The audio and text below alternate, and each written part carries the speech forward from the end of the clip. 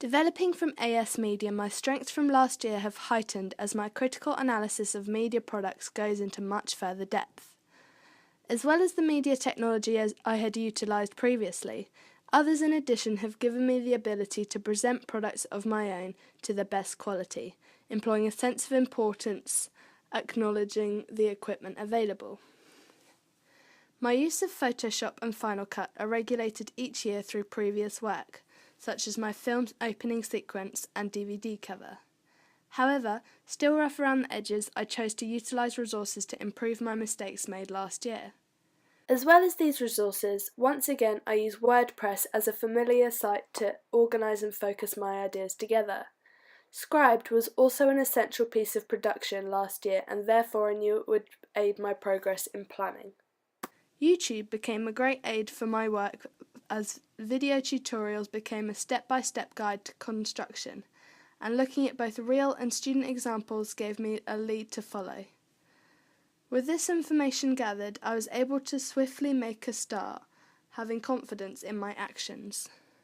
Tutorials followed also helped me to expand within the production of my short film.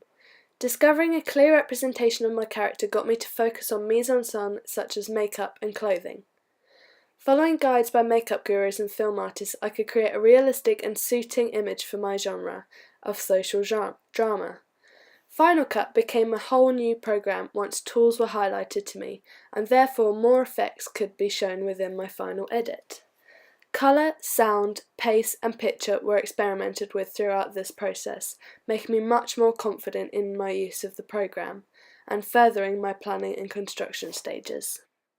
The ancillary tasks applied to this course have sought the most use of these technologies, as beginning projects that I have never tried before means I've had to start from scratch.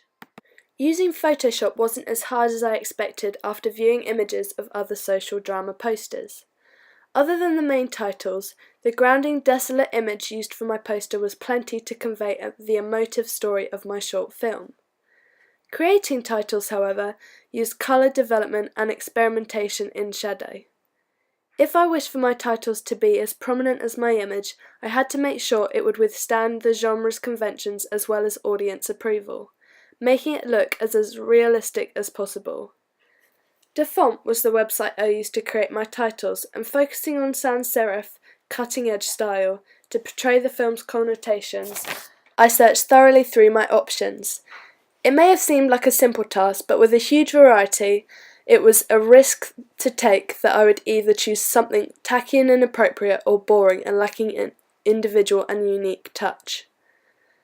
In comparison to the film posters I had previously analysed, I found the big font in which connoted a full potential of the genre.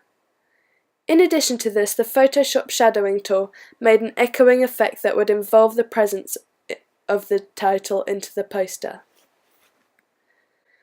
InDesign was a whole new program to me, and it was hard to visualise how I was to create a realistic review that would employ all of the necessary factors. However, once I looked back upon my images of previous reviews by Empire magazine, I attempted to work on composition, layout and writing, putting all of the programs to use that I had started using in the production process.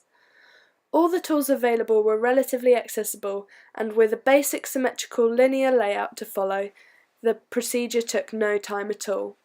However, the fonts need to be found once again to create a realistic image.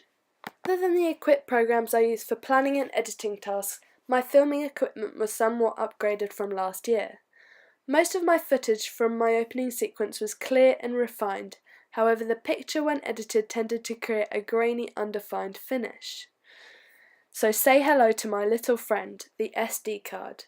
This year I used an updated version of SanDisk, with 32GB storage in comparison to the 8GB I used last year, as well as swapping the Canon Legra HF-R46 in exchange for my own Nikon D1300.